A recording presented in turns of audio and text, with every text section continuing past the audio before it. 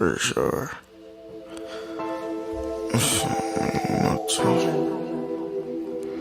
Hey, yo, Sebastian, run that shit the fuck back.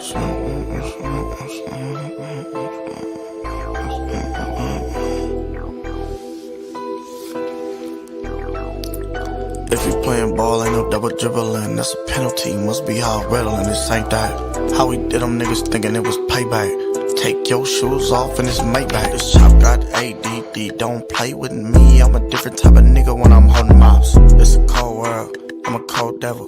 Hit a nigga with a shovel, he don't wanna dig. I beat life 2 times, my watch too icy. I bought more than once, but who's counting? 2-timer, I'm a flow flammer. I don't shoot cameras, I don't do scam. Don't ever try me like a rap. My neck, my wrist, my car, my crib, yeah, all that shit. Try me, I'ma slap a nigga. Blue tips, that's for low slips. Got the toes in, sparking nuisance. Killed the club, what was you and my neck, my wrist, my car, my crib, yeah, all that shit. Try me, I'ma slap a nigga. Blue tips, that's for low slips. Got the toes in, sparking nuisance. Killed the club, what was you and my neck, my wrist, my car, my crib, yeah, all that shit. Try me, I'ma slap a nigga. Blue tips, that's for low slips. Got the toes in, sparking nuisance. Killed the club, what was you and my. It's unlikely movie, Spike Lee, Coco, Ice T. If let's kill, you should own it. That's high fashion, no capping, no rappers just fell into my back. Whole lot of ice, whole lot of chops with the Johnny Cage kick. Finish him, another KO out the spaceship. Sub-Zero, I'm a walking glacier. Did your mama ever tell you not to play with May, man? My neck, my wrist, my car, my crib, yeah, all that shit. Try me, I'ma slap a nigga. Blue tips, that's for low slips. Got the toes in, sparking nuisance. Killed the club, what was you and my neck, my wrist, my car, my crib, yeah, all that shit. Try me, I'ma slap a nigga. Blue tips, that's for low slips. Got the toes in, sparking nuisance. Killed the club, what was you and my neck, my wrist, my car, my crib, yeah, all that shit. Try me, I'ma slap a nigga. Blue tips, that's for low slips. Got the toes in, sparking nuisance. Killed the club, what was you and my neck, my wrist, yeah, all that shit, nigga. Try me, I'ma slap a nigga. Blue tips,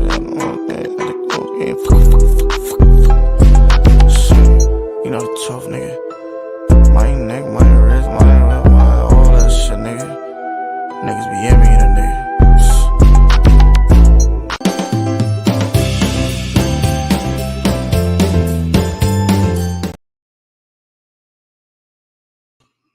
We Japanese still.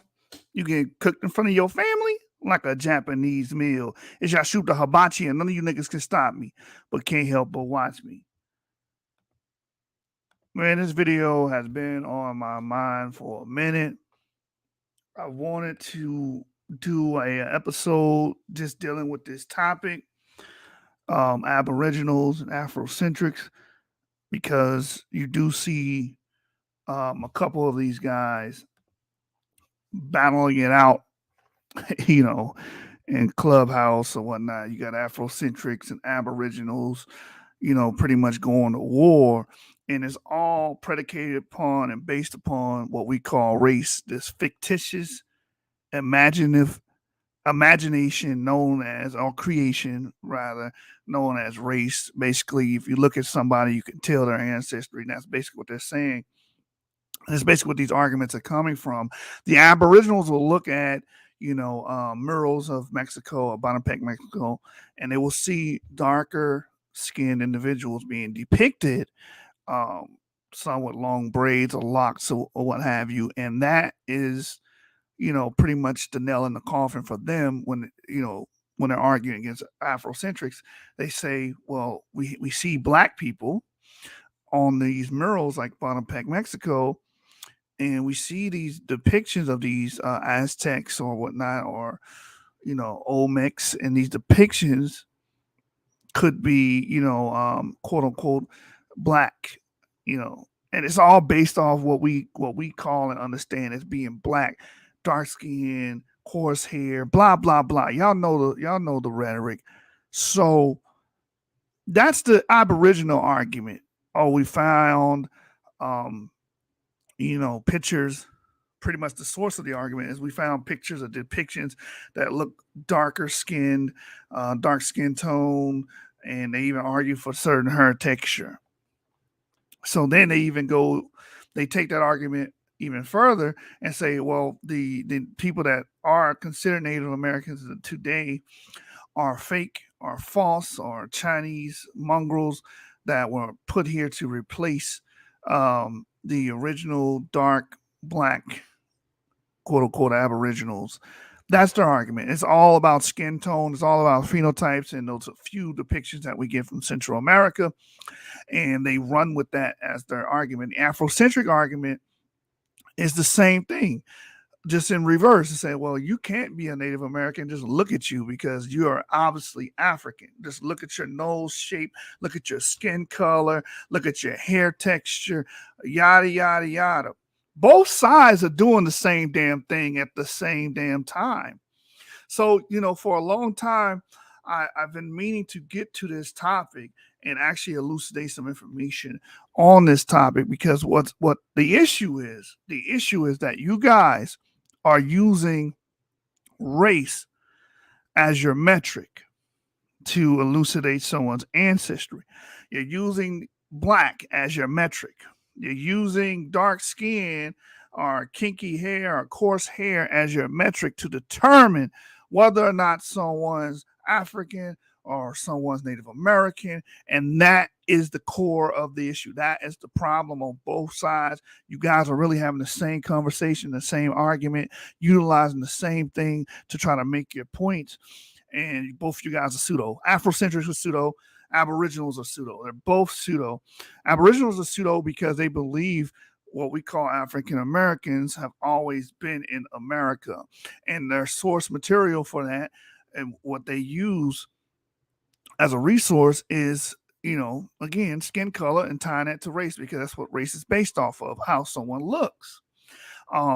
Same thing with Afrocentric. They believe that there were no African or quote unquote black Native Indians, or there are no African Americans that can stake to this claim. Both sides are empirically wrong, by the way, empirically wrong. And this is why. So basically what we're going to show you is that there were admixture between African migrants, African slaves, and Native indigenous people, whether they were slave owners, whether they were helping slaves or what have you. There was an admixture between two groups.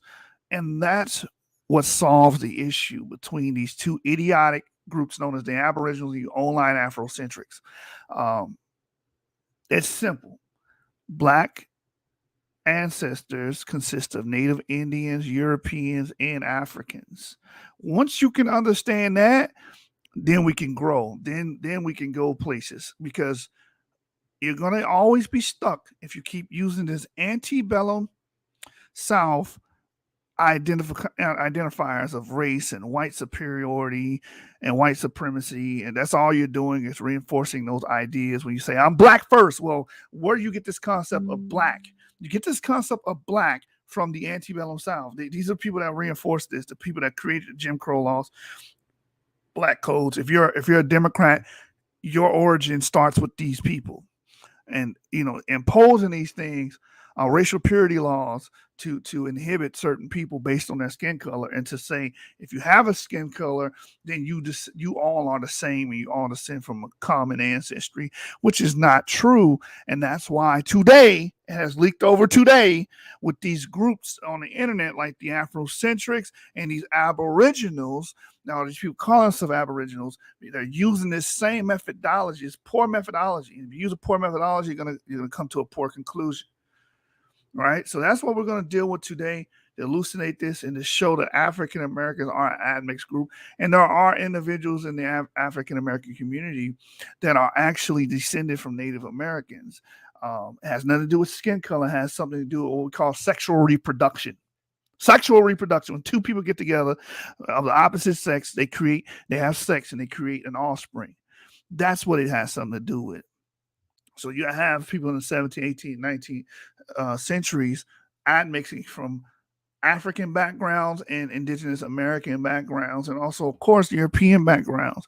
So, you fast forward to present day, you have people that are diverse in phenotype, but will have one of these ancestries. It's just that simple. And that's what we push here on the channel, because people need to understand this, and we need to abolish this way of thinking, just looking at someone's physical features and trying to paint their whole fucking ancestry, or tell them that your ancestry is X because you look a certain way. That's not how it works. That's not even dealing with biology, by the way. That's not even dealing with ancestry. That's not even dealing with the concept that two people get together from the opposite sex, have children. It has nothing to do with that. It has something to do with the social climate that we're in that are the baggage and leftovers of the racist antebellum South. That's all you're doing is perpetuating KKK ideology. That's all you're doing. And we're going to touch on that today. That's why you guys are fighting so much, because both sides are trying to, resurrect the KKK movement. And they have done a great job of doing so. Afro Centrics, Israelites, we talked about that. And Aboriginals, you guys are all speaking the talking points of the Klan. Now, let's get into some information here just to show some things. We dealt with the ancestry, ancestors in a separate episode. So we're just going to touch on that paper first and open that up and to show that what we call African Americans, they indeed do have Native Indigenous ancestry. The problem with Aboriginals, they think all African Americans do, and that's just not true. That's just not true at all. So this is from PNAS, PNAS, and this is dealing with the ancestry descendants. It says community engaged ancient DNA project reveals diverse origins of 18th century African descendants in Charleston, South Carolina. It says in the abstract, in this study, we present the results of community engaged ancient DNA research initiated after 36 African descendant individuals dated to the late 18th century were unearthed in the port city of Charleston, South Carolina. The Gullah Society of Charleston, along with other Charleston community members, initiated a collaborative genomic study of these ancestors of presumed enslaved status in an effort to visibilize their histories. We generated 18 low coverage genomes and 31 uniparental haplotypes to assess their genetic origins and interrelatedness. Our results indicate that they have predominantly West and West Central African genomic ancestry, with one individual exhibiting some genomic affiliation with populations in the Americas. And these are the 2 points I want to highlight here. One point is this shows that every African, what we consider Black American, is not Native Indigenous or American, but it also shows that every African, because again, this is 18th century, 1700s to 1800, right? It's showing that every African American does not necessarily have to be from West or West Central Africa, because as you can see, they did find genomic affiliation with populations in the Americas, meaning Indigenous American. It says most were assessed as genetic males, and no autosomal kin were identified among them. Overall, this study expands our understanding of the colonial histories of African descendant populations in the U.S. South. So within this paper, we're going to go down and we're going to deal with what haplogroup they did find. Of course, that's the locations they believe that these people may have derived from. Right here, this is the haplogroup they found. A2 mitochondrial DNA. This is a male, but his mother obviously was an Indigenous American. So therefore, this person would have been a descendant of Indigenous Americans. So it is true that you do have some African Americans that literally descend from Indigenous Americans. Now, the paternal side is African, E2B1A, and it explains here, admixed with Africa and Native American. That's what it says. And this is the key point that people are leaving out. They're leaving this point out because, again, they operate under the Klan ideology. They operate under racial purity. These things are ideas of the Democrats and Dixiecrats of the past, which are ultra-racist groups that perpetuate in African-American circles today. That's why I don't associate myself with a lot of you Afro-Centric, all of you Afro-Centric Israelites and Aboriginals, because that's all you're doing, right? And what's happening is the science is elucidating and effacing a lot of your arguments. Because as we can see here, this is in the 18th century, meaning 1700s onward to 1800. You have this individual that is already admixed during this time period. So let's read a little bit about that admixture. we see A2, and there's many African Americans that have maternal DNA. It's more common to see it on the maternal side than the paternal side. So let me go down. I believe it's below these graphs here. EC chart shows genetic affinity of these guys right here. It says strontium enamel analysis also indicated that 13 ancestors may have been born outside of Africa, representing second or greater generations of African descendant individuals in Charleston. So basically, they can tell by taking the enamel from the teeth, they can tell what kind of foods they were eating, the type of diet they would have, and what that would show is where these people probably lived during their time on Earth. And it seems that 13 of them never were in Africa, meaning they probably were born in America. They were probably descendants of slaves in America, based on the enamel and what they may have been eating. It says here, these same ancestors also show genomic affiliation with either West Central or Sub-Saharan African reference populations. So again, this is why I said both sides are wrong, because Aboriginals teach that, most or majority or maybe even all of African Americans are actually descendants of Native Indigenous peoples, and the DNA does not show that. The skeletal remains that have been exhumed and the genetic information that has been sequenced does not show that. Literally, it does not. It shows that we do have a component that goes back to West Central Africa. It's just that simple. Some of these arguments have become remedial, right? But also the opposite is also true as well. You can't completely eliminate 86 the indigenous component that's within African Americans, because even then, this is the 18th century, 1700 onward into the 1800s.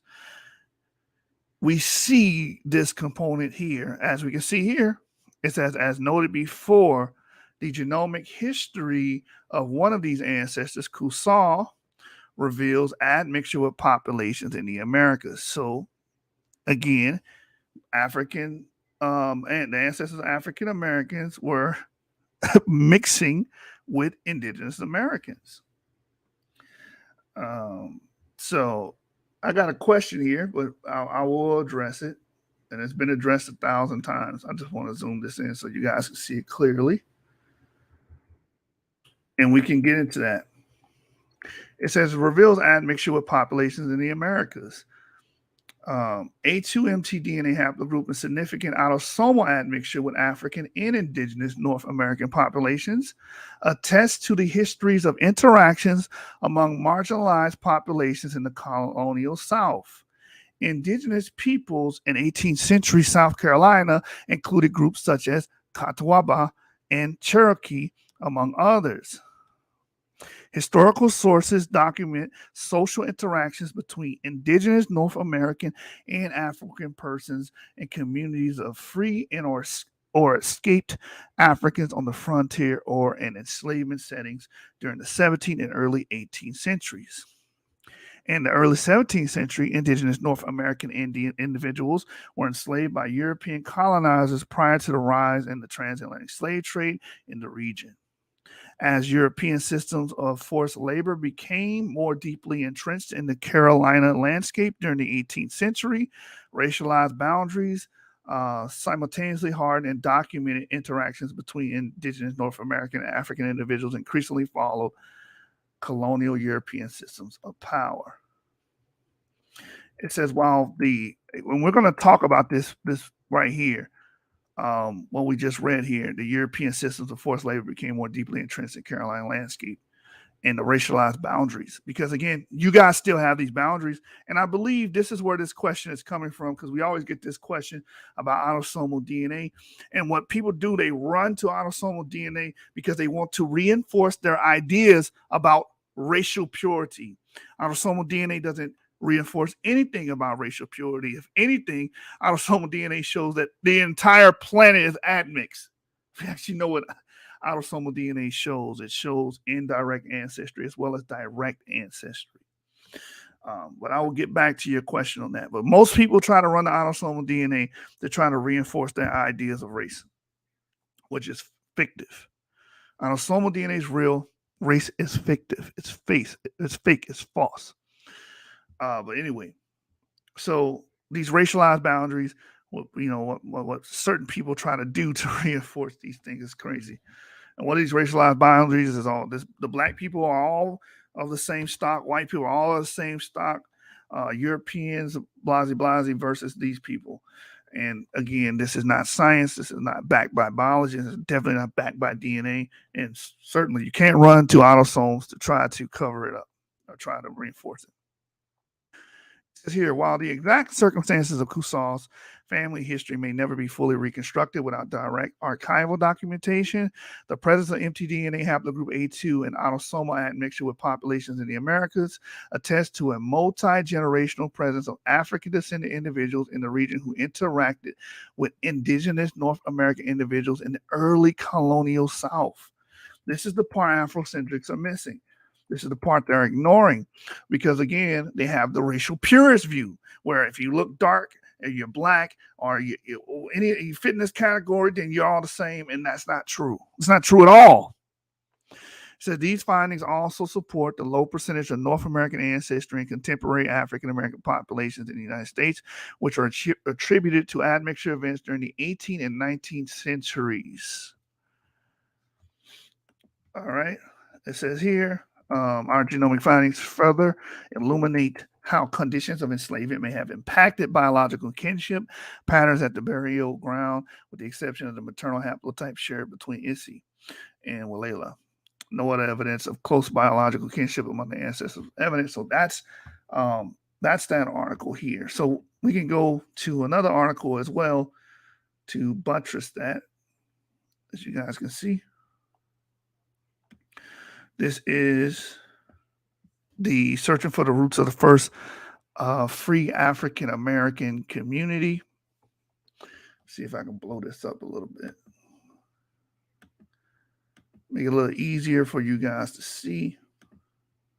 So this is, again, searching for the roots of the first free African American community, published in November 2020. Again, we went to this paper to ad nauseum on the channel and explaining the diversity that we do find amongst African Americans. Also, these African Americans are Central American Palenque, and what we find amongst these people is a variety of Y chromosomes, meaning they come from different sets of males. That's what Y chromosomes show you. mtDNA shows you the female ancestry. That's what these guys descend from.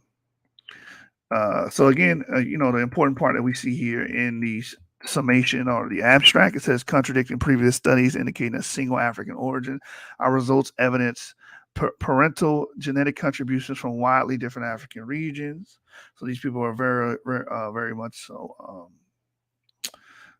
diverse. As you can see here, the results confirmed a strong isolation of Palenque with some degree of influx of Native American maternal lineages and a European admixture exclusively mediated by men. So as we can see, these people are diverse. They have Native American ancestry, they have European ancestry, and of course they have African ancestry, which the Aboriginals buck up against. They buck up against the fact that there's a strong component amongst African Americans that actually does come from West Central Africa. But also the Afrocentrics ignore the fact that you do have African Americans that have Native American ancestry, direct ancestry, not indirect ancestry, while autosomal DNA mostly shows you indirect ancestry. That's why you can't just go off of autosomal ancestry when you're determining who you directly descend from, right? So let's go down. So most of the what we call, let me go to the results of the mitochondrial DNA, the maternal DNA that we find here is going to be of the African group, which is determined by the L marker, right? But you also have 9% of these samples, 9% of the samples gathered here that fall within the Native American maternal gene pool. So it says here the genetic diversity of San Basilio de Palenque. The great majority of the samples, 91%, belong to the African macro haplogroup L. The remaining 9% belong to Native American haplogroups A2. And we just seen A2 amongst the ancestry ancestors, right? A2AF1A1, A2A1, B2D, and C13.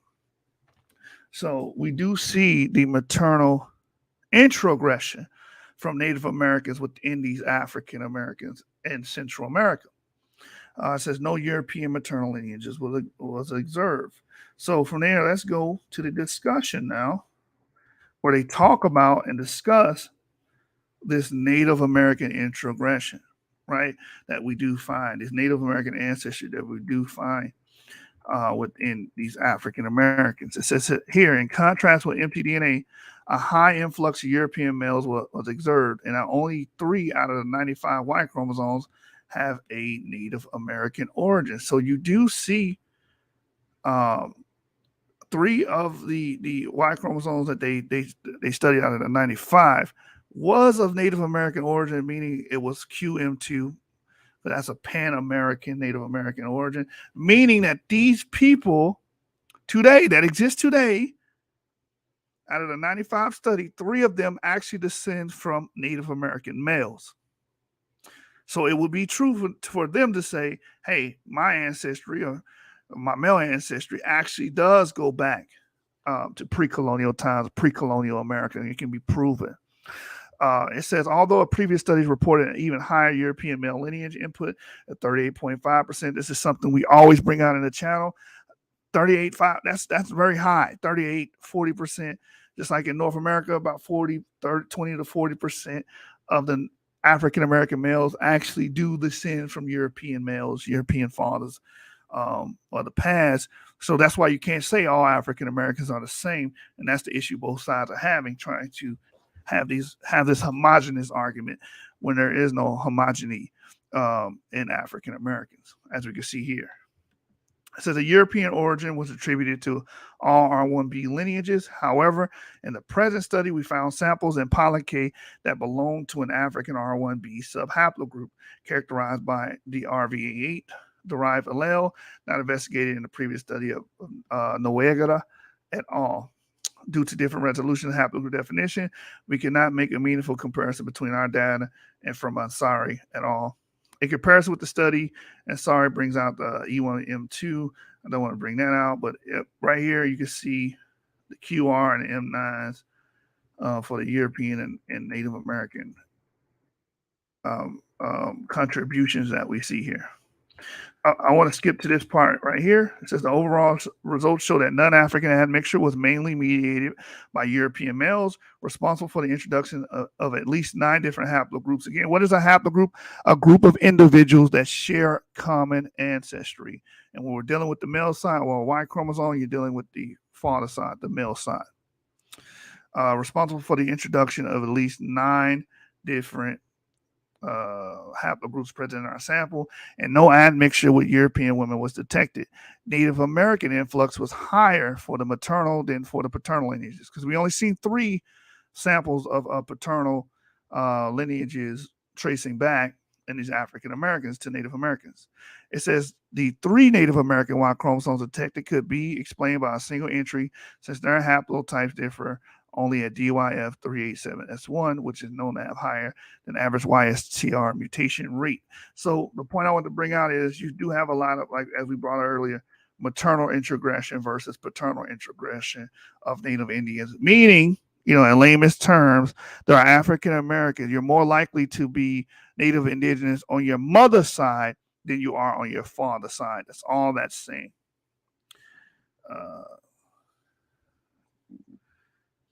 I don't know what you're talking about here, Shakir. Maybe you can explain a little later, but we're going to continue. So with that, I'll show you an example of that, because there's an African ancestry group on Facebook that they share their results from AfricanAncestry.com.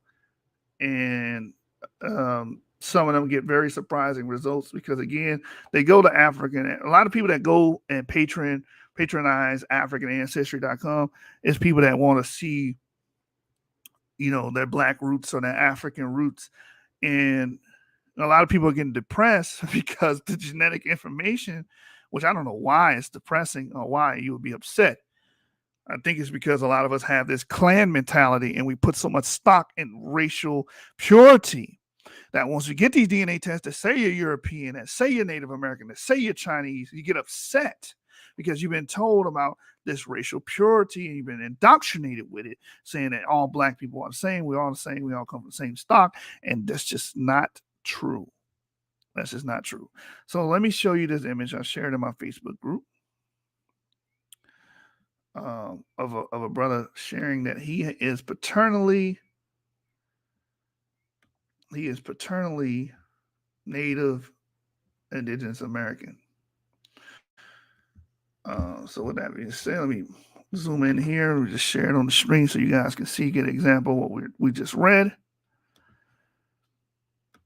And again, this video won't be that long because I'm just going to give you guys the information and hopefully someone's edified. So this is the brother on the bottom, as you can see his image.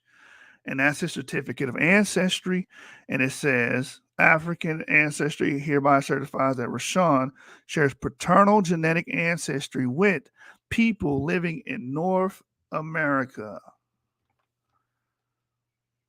And I guess they published these results March 26, 2021. You can see Rick Kittles. And this is the individual. This is how he looks today.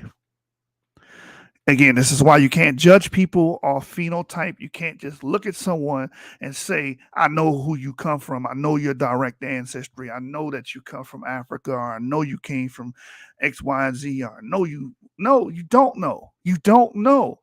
Phenotype is plastic. It's fluid. It changes, right? But you guys, again, are beholden to this antebellum KKK way of thinking. Racial purist way of thinking that black people only produce black people, white people only produce. No, that's not how it works. White Europeans themselves, as we covered in the prior videos, come from darker skinned people. The whole earth at one point in time, before 10,000 years ago, was all brown and dark skinned.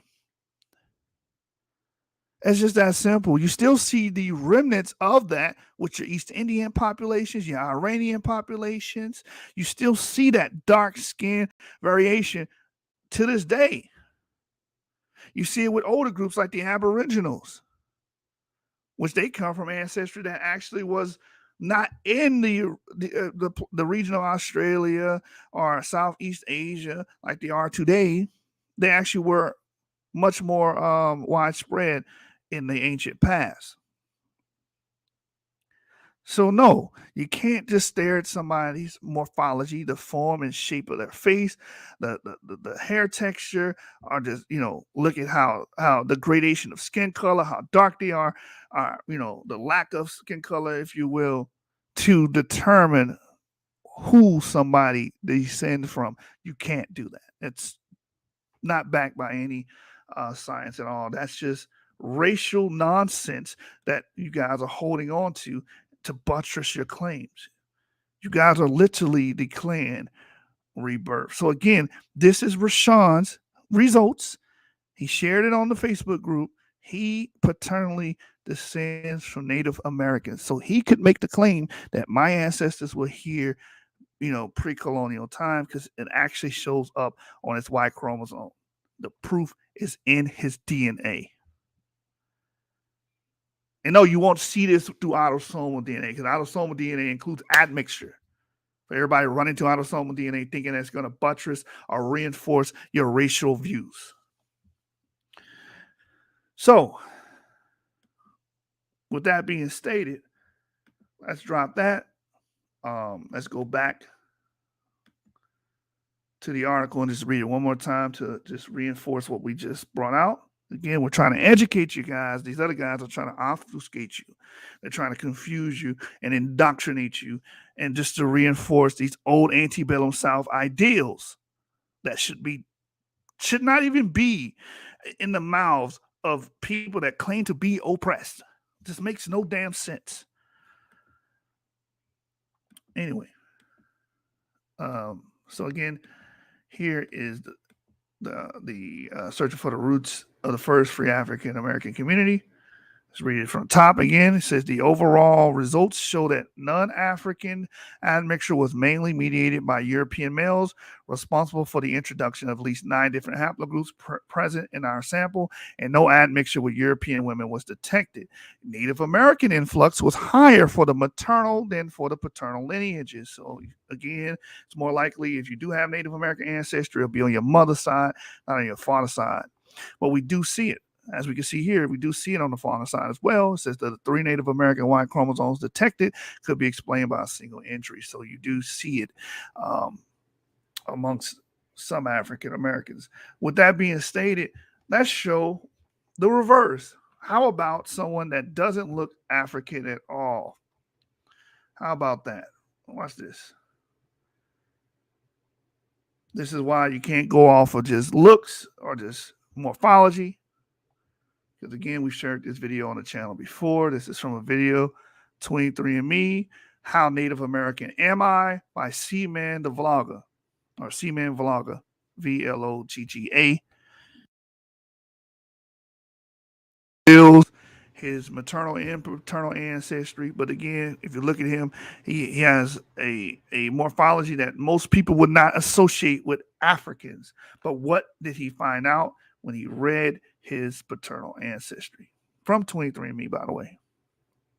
What did he find out? We're gonna get to it. Paternal haplogroup, which basically talks about your migration and where your father's side comes. All right, so I'm from. My ancestors from my father's side ventured out of Eastern Africa. They branched off in diverse groups that crossed and recrossed the globe over all right, so the video wants to buffer all day. tens of thousands of years. Some of their migration can. So as you guys can see, because this video is not wanting to play for me, but anyway, as you guys can see, this man identifies as a Native Indigenous Comanche. His ancestry, his paternal ancestry, is EU290. That is E1B1A. That is Bantu associated, right? This man ancestry goes back to Western Central Africa.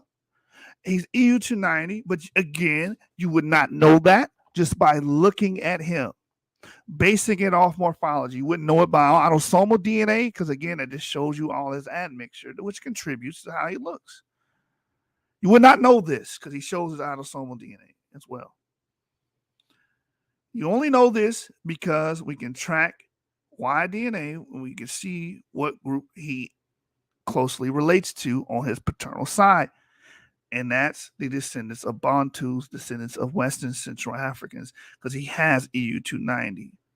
Again, another shot to the face of KKK Klan ideology, antebellum South racial purist ideology, that you claim to be so Afrocentric and against white supremacy and against these white ideologies, but for some odd reason, you guys can't let the phenotype argument go. You can't let the racial purist argument go. You base everything around it.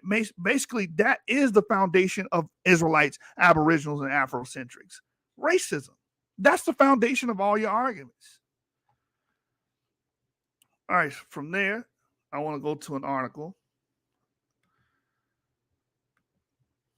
Black history includes Native American and African American generational and historical trauma. I just want to read some key points from here. By Sinead Bullock. It says paper genocide is a term used to describe intentional destruction of documents and records related to a particular group of people, usually with the intent of erasing their histories and cultures. In the United States, it has been used as a ploy to destroy histories of Native American and African American cultures. Many scholars, historians, and museums contribute to the historical wrongdoings by publishing works that further the oppression of Native Americans. The term is often used as reference to destruction of records related to Native Americans, such as the destruction of treaties and other documents related to their land rights. I want to read this too because a lot of Aboriginals bring up paper genocide. I think they do a, they do it in a spirit of mendacity. It's the best way I could put it, because they're trying to prove that all Native Americans are trying to indoctrinate you that all African Americans are actually indigenous and aboriginals, which is not true. But what needs to be said on both sides is there is an admixture event. There is a meshing of both worlds. These groups got together. Some of them had children, some of them interbred with each other. And now we can see that in the African American gene pool. And yes, they do both share a history of trauma in America, racial oppression in America, which I'm about to pull a book by Erica L. Coleman. I've dealt with this book before, where she goes into great detail on how Indians were treated, especially if they were Black Indians, the ones that are actual descendants of Indian and African admixture. They were treated, they were treated wrongly, and it was because of the idea of racial purity. And that also goes into paper genocide, because in 1924, the Racial Purity Act was passed, which Marcus Garvey supported, by the way. That goes back to the Afro Centric thing. It basically denied land rights and stuff of that nature to anyone considered to be Negro. And that's where that one drop rule comes from that you guys are so proud of. You guys keep bringing up. The one drop rule comes from racist antebellum South politicians that were trying to delimit and take what was rightfully some Native Indians and some African Americans property, right? They would go out and say, well, you can't claim to be an Indian if you're Black. One drop of Black blood makes you Black. And that's what led to the blood quantum laws.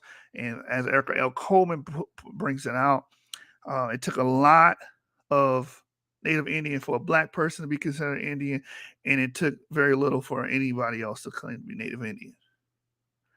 Right, and very little Black blood to claim to be Black or Negro. And you guys still hold on to this racist ass law and talking point from over 100 years ago. You guys still utilize this today.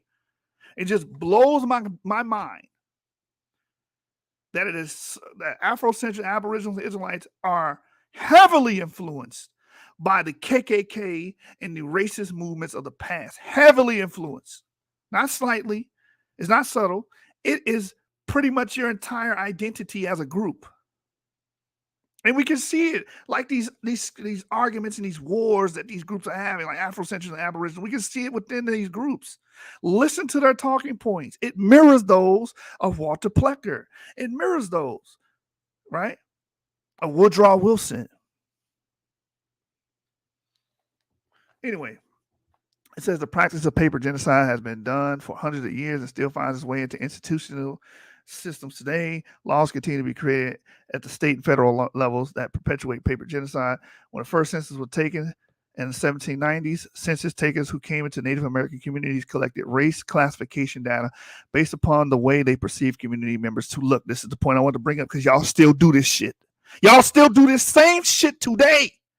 It has not changed. You guys are the spiritual sons of the KKK and these racial Dixiecrats of the past and these racial purists of the past. It says here, data based upon the way they perceive the community members to look. Using the categories of red, Black, white, Negro, Indian, or mulatto, throughout the years, there has been a decrease in the number of Native Americans on paper, which endorses headlines such as the last of the Mohicans and the last of the Montauk's. Experiencing this type of genocide develops into historical and generational trauma beginning in early childhood. Schools and other institutions use this published work that perpetuate misinformation, such as writing about Native Americans from a past tense perspective. For students who descend from Native Americans, the teaching of this information contradicts their heritage. Even in the classroom, students are punished for speaking out and correcting the teacher. But how can all of the Indians be dead when I am sitting here in the classroom? How come this map does not show where my tribe is? These are a few questions children in early education ask. As they move through their educational career, they begin to ask less and less.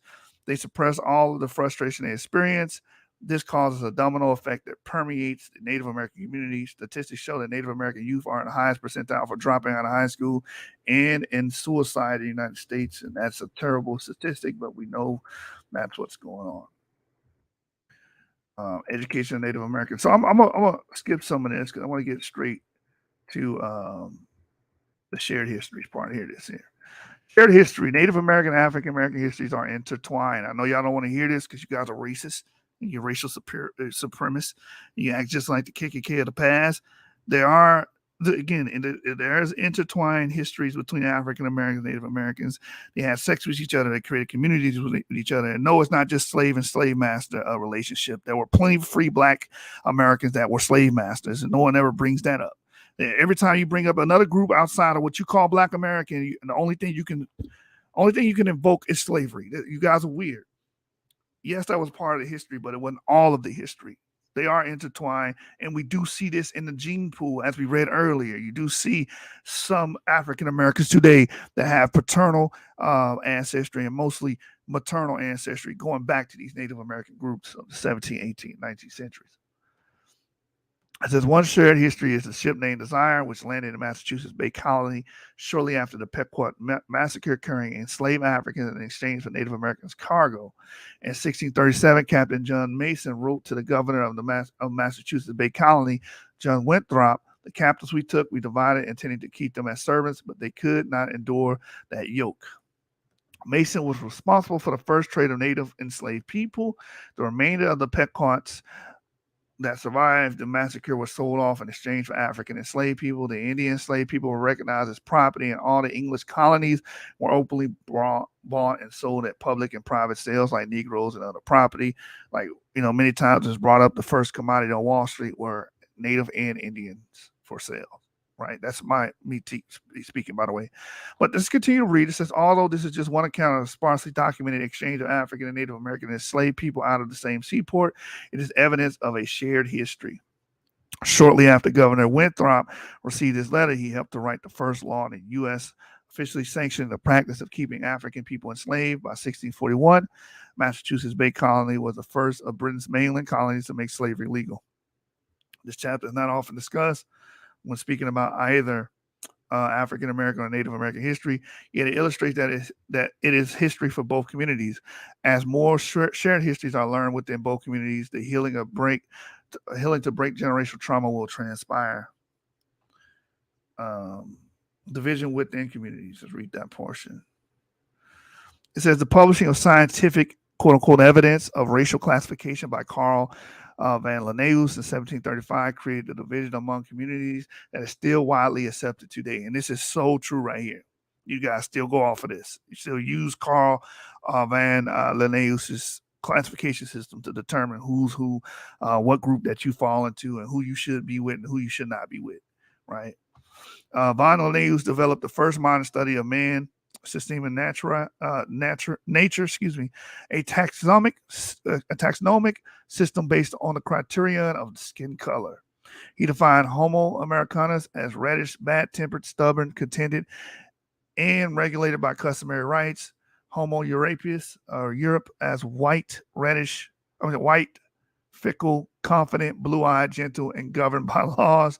Of course, that's how white supremacy works. Anything white is right. He's governed by laws. He's civilized. Native Indians were just, savages. It's Homo Asiaticus as sallow, grave, dignified, greedy, and ruled by opinions. And Homo Africanus as black, controlled. Why is he saying controlled? Because they believed in that if you had black skin. See, before the idea of the most of the world using black slavery, before the idea, they had what you call branding. Well, now you can just say, well, your branding, the slave branding, is your skin color. If you're dark, you're meant to be controlled. You are a son of Canaan. You are a son of Ham. And the Bible says these people are supposed to serve the other two sons. You were born to be a slave. And the sign of that is your skin. So that's why he's using this type of language, because this is what they were teaching during this time.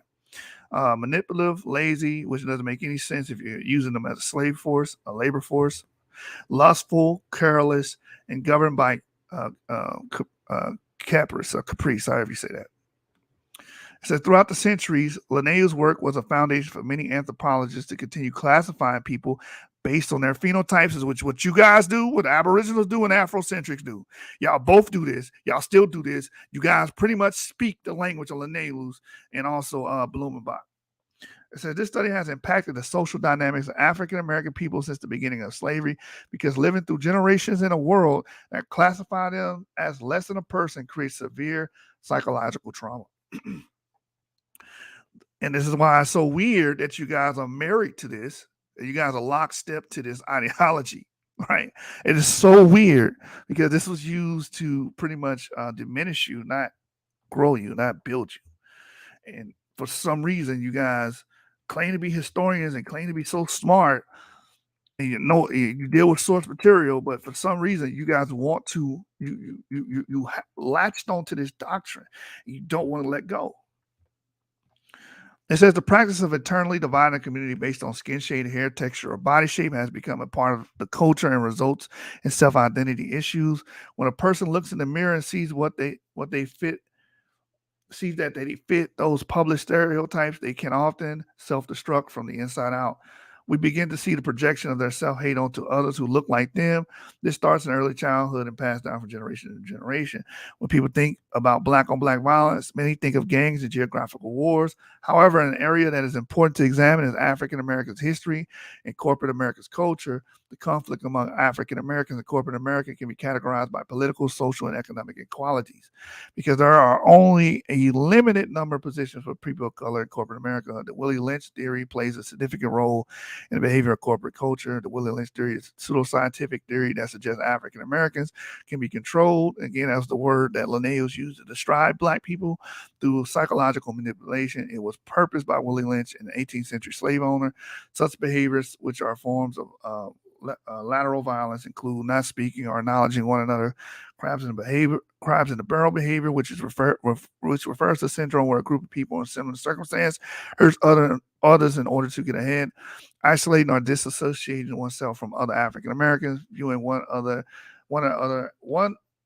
as a competition, withholding vital information from others to navigate through an organization. This theme can be seen throughout Native American communities as well via colorism and tribalism behaviors within or among tribal nations. From the earliest period of European colonization, stereotypes of Native Americans portrayed the good Indian who helped the Europeans and the bad Indian who resisted the Europeans. Common stereotypes are brave warriors and seductive princesses. Although these images mask the reality of Native American culture, often members of the tribal community divide themselves based on these stereotypes. To those who fit the good Indian stereotype, this could mean being elected for tribal governments, hired as department heads, being honored and awarded publicly, and included in important meetings. Those who fit the bad Indian stereotype may be prevented from accessing resources, shut out from participating in tribal affairs, or removed from tribal roles. Colonization has forcibly removed the practice of traditional customs of tribal nations, what makes it hard for many tribal nations to return to their traditional ways of living together. Many tribal nations have started to decolonize as part of the healing process. Decolonization is undoing of colonialism within the tribal nation. However, to begin this step, the members of the tribal nation have to start dealing with their triggers individually. All right, so we're gonna back off this source here, and then we're going to go to the book, and that'll be the last thing we read tonight.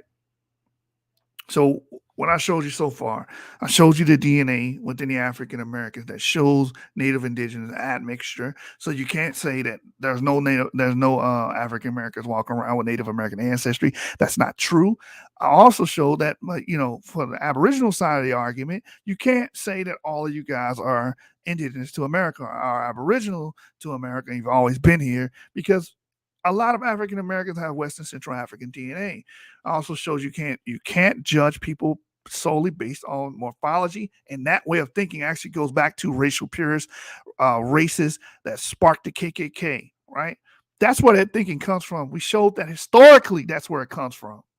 So now let's wrap this up with a nice little bow because I don't want the video to be too long with Eric L. Coleman's work. So this is from the book That the Blood Stay Pure. and it's dealing with the Native American, African American relationships. All right. So, that being stated, here we go here. Let's get right to it. This is page. Let's get here, because again, you guys have to know this. Let's start here. The above episode provides a glaring example of the legacy of Virginia's long obsession with racial purity. And again, this is bled over into, this is me talking now. This is not the book. This has bled over into modern day groups like your Afro Centrics, Aboriginals, and Israelites. Let me just increase this text for you guys. Font size, line height. There we go. Maybe that's better. Let me go back. So, it'll be a great part right here. Let me read this quote first before we move on. Here's a quote here. It says, some of these folks being refused tribal cards have parents, grandparents, and other relatives who have served as tribal council members. Yet because they married outside of their race, they are no longer seen as Rappahannock. I think that's wrong. Close quote. And again, the reason why they believe these things because of these ideas of racial purity. As we're gonna read here. Here's another quote here. It says the purpose of its organization in the early 1960s was to establish an exclusively Indian worship community separate from its African American counterpart. Get right to it. These two individuals, Jasper and Lori, the Rappahannock Indian Baptist Church, again, was created to separate itself from African Americans. They did not want to acknowledge these two in marriage in 2004. And that's why it says here, the above episode provides a glaring example of the legacy of Virginia's long obsession with racial purity, which culminated in the 1924 Act to Preserve Racial Integrity, also known as Racial Integrity Act. This unprecedented legislation signed into law on March 20 of 1924 codified a two-tier racial hierarchy in which residents could only fit within the rigid racial categories of either white or colored. The legislation was a full-throated endorsement of eugenics, the pseudoscience of good breeding that lent credence to the pathology of white supremacy, much like the theories of scientific racism promoted during the previous century. The purpose of the RIA was to define whiteness in the strictest of terms so as to prevent non-Caucasian blood from entering into the white gene pool and thereby preserve the integrity of the white race. To this end, the law called for the state and local registers to create a registration certificate for the purpose of collecting racial data on every citizen of the Commonwealth born prior to June 14, 1912. The date Virginia's Office of Vital Statistics was created. Registration certificates were to provide information regarding the racial composition of any individual as Caucasian, Negro, Mongolian, American Indian, Asiatic Indian, Malay, or any mixture thereof, or any other non-Caucasic strains. And if there be any mixture, then the racial composition of the parents and other ancestors is so far as ascertainable so as to show in what generation such mixture occurred. Again, this is me speaking now. This is not the book. This all leads to what we call the one-drop rule, a hypo descent. Basically, if you have any Negro ancestor, you're a Negro. Is what they determine. It says race mixing, commonly referred to as miscegenation, a term. And again, these are all Democrats, by the way. For you guys saying Republicans, Democrats have a very racist history. They are, matter of fact, they invented this the way we think here. They invented that. It says here, race mixing, commonly referred to as miscegenation, a term adopted during the Civil War era, was the cause of much hyper-anxiety among racial purists who believed the consequences of whites marrying non-whites would be the degeneration of the white race, resulting in racial suicide. Let me stop there. This is something you Afrocentrics believe, you Aboriginals. I don't know if you guys, latch on that. You probably do. And then Israelites, I know you guys do, because you guys teach against mixing of races. Oh, you can't mix with a white person. That's Esau. You can't mix with this person. That's Ammon. This is where you're getting it from. This is your teacher. This is your spiritual daddy right here. This is where you're getting it from. These white supremacists of the past, these Klan members of the past, these racial purists of the past. This is where you got it from. It says, hence, Virginia's racial integrity law became the 20th century vanguard of anti-miscegenation legislation, a modification of the original draft of the law known as the Pocahontas exception, was made in the case of people mixed with white and American Indian ancestry due to claims among the white elite that they were descendants of Indian Princess Pocahontas and the English colonist John Rolfe. As a result, the definition of a white person as one of exclusive Caucasian ancestry was revised to include those of white Indian ancestry. Open quote, it shall hereafter be unlawful for any white person in the state to marry any save a white person or a person with no other admixture of blood than white and American Indian. For the purpose of this act, the term white person shall apply only to the person who has no trace whatsoever any blood other than Caucasian. But persons who have 1/16 or less of the blood of American Indian and have no other non-Caucasian blood shall be deemed to be white persons. Close quote. White elites were able to use their influence to narrowly escape being reclassified as colored. But what about the approximately 900 residents identified as Indian on the 1920 census? Did they, as indigenous people, possess the powers of influence similar to their white elite counterparts? The answer in a word is no. They were powerless against the racialized political forces of the Commonwealth and were therefore reclassified as colored and subjected to Jim Crow laws. Racial reclassification of Virginia Indians further demonstrated the Commonwealth's paranoia of miscegenation and adherence to the myth of racial hygiene, which, again, this is me talking, which many of you guys watching still believe in racial hygiene. You don't believe that people that are white or black or of different ethnic or racial backgrounds should mix. You guys still teach that shit. Congratulations, this is where you got it from. It says racial purists characterize Virginia's Indian population as racial contaminants due to historic black Indian marriages and cohabitations. As again, the DNA bears this out that blacks and Native American Indians did admix. As they also mixed with Europeans, which is the irony of this, right?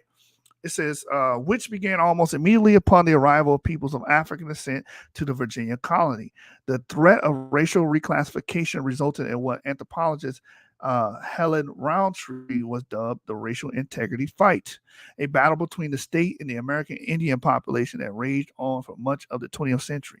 Consequently, many tribal communities unabashedly disavowed all familial relations and associations with anyone whose phenotype betrayed black admixture. Let me read that again.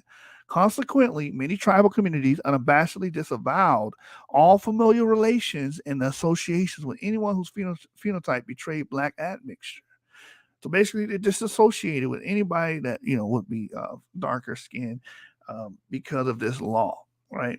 It says, despite the triumph of the Supreme Court decision of Loving versus Virginia, which rendered anti-miscegenation laws unconstitutional in 1967 and the repeal of the RIA in 1975, the absence of blackness continues to be the sine qua non of Virginia Indian identity. Hence, without apology, the Rappahannock Indian Baptist Church felt justified in its decision to accept as members James and Ann Tigner and to reject Jasper and Lori Battle. Carter G. Woodson recognizing that race relations in the United States were not limited to black and white encounters, stated in 1920, one of the longest unwritten chapters of the history of the United States is that the treating of the relations of Negroes and the Indians. His statement may now appear somewhat of a cliche. Nonetheless, it has been recognized as the catalyst responsible for the plethora of works now available on the subject, covering numerous states and regions from coast to coast. What these studies have highlighted are the ways in which African Americans and Native Americans have struggled to maintain their own communities as independent, self-defining peoples. They also, however, highlight the complex realities of intermarriage, conflict, and shared histories nurtured within the crucible of a racialized hierarchy that simultaneously help forge alliances and foster animosity between the two groups. Much of the scholarship on Black Indian intersections has focused on the so-called 5 civilized tribes, which were forced out of the West as a result of Andrew Jackson's 1830 Indian Removal Act, another Democrat, by the way. While the miscegenations of whites among the tribes produce Indians, people of mixed black Indian ancestry produce black Indians, or simply blacks. This is what we was bringing out. Again, you guys will try to truncate someone's ancestry based on how they look. Oh no, you just black, brother. You ain't got nothing else in you. You just fucking black. That's it. Accept it. You're black. And that's the idiocy of this racialized thinking. I keep reading.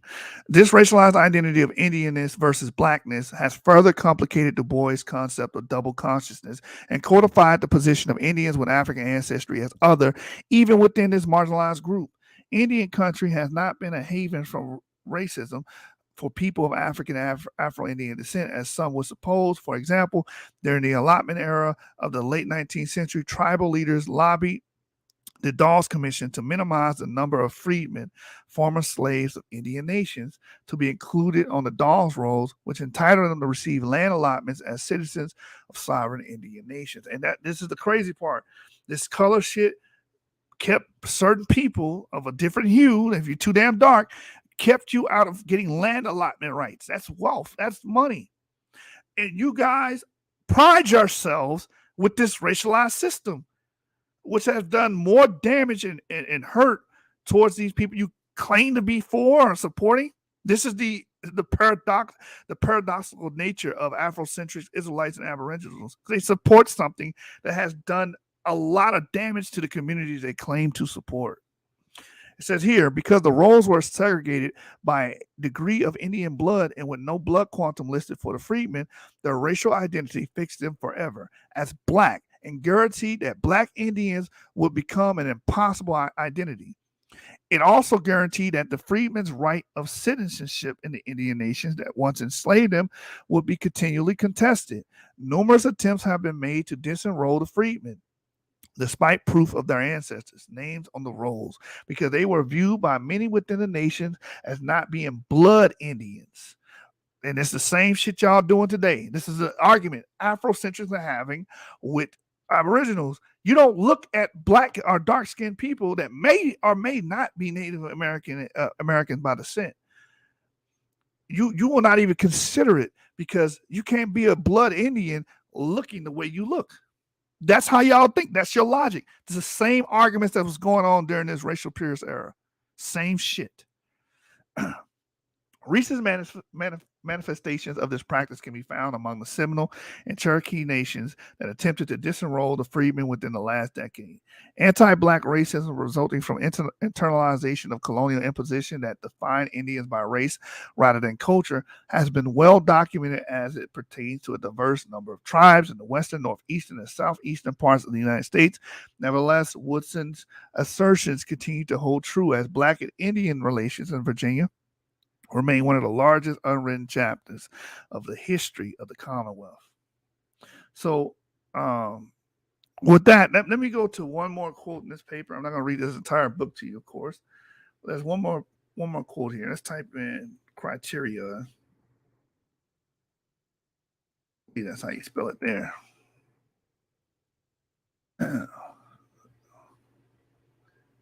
Here it is here. Page 73. And I'm just showing a similarity between these groups. Modern groups utilize these same talking points, and they use this as a line of demarcation to say who is and who can be a descendant of X group. Right now, between the Aboriginals and Afrocentrics, the argument is who can and cannot be a Native American or descendant of Native American, and they're going about it all wrong. They're just saying, hey, you're black, you're African. That's it, nothing else. Right? Let me just read this real quick. This is what was going on in the courthouses during that time. It says, there were numerous cases all over the South in which the plaintiffs of ambiguous ancestry attempted to prove that they were of Indian rather than Negro ancestry.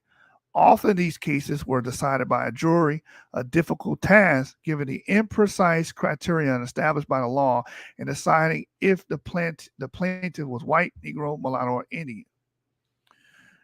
The jury was expected to render a verdict based on inspection. However, these verdicts prove inconsistent, as two people with the same reported racial composition or even the same ancestry could receive two entirely different verdicts. Hence, racial demarcations became so blurred that racial categories were impossible to maintain with any amount of precision. And with that, that's the motherfucking deal. We'll end the show there. Now, I'll try to answer some of these questions.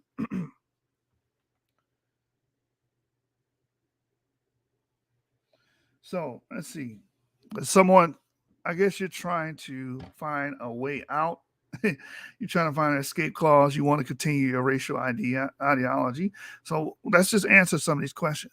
So, son of Keiskea Moores, however you say his name, he says, while I was reading earlier, so what you're telling me, only haplogroups are important and not the entirety of the autosomal DNA. All of your DNA is important, but you need to clarify what each segment does. You need to clarify what Y-DNA does. Y-DNA gives you paternal ancestry. It shows you who your father was, who you directly descend from. The sperm you directly got, right? Maternal DNA shows your mother DNA. Autosomal DNA shows everything else in between, which you're going to bring up a little later. That's admixture. That's not your direct ancestry. You don't directly descend from those people. You indirectly do, because you get that DNA from your parent or from their direct parent, because they got it from their direct parent, and so on and so forth. He says here, how do you view a mixed mode population sharing on GenMatch? Most of my American Indian DNA is misread Northern European. What do you mean? How do I view it? I view it as whatever the results say it is. And that would make sense because Europeans and Native Indians mix. So I don't get what you're trying to say here.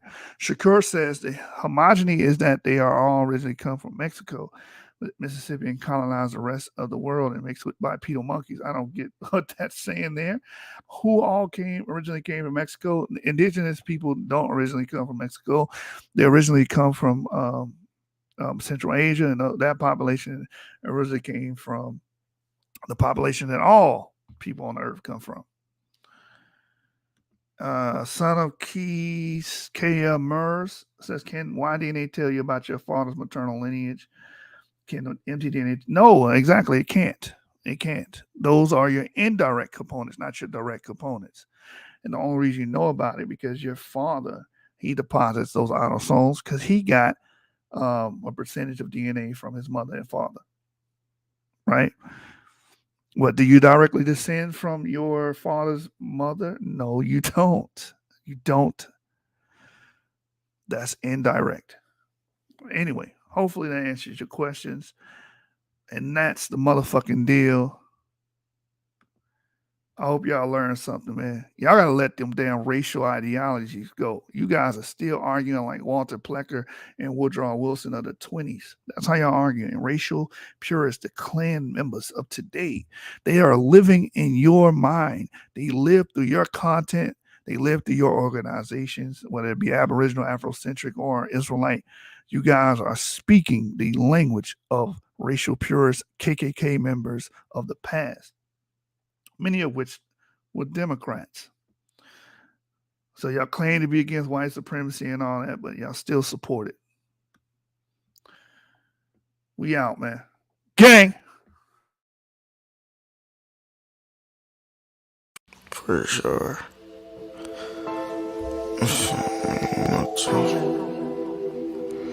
Hey, yo, Sebastian, run that shit in the fuck back.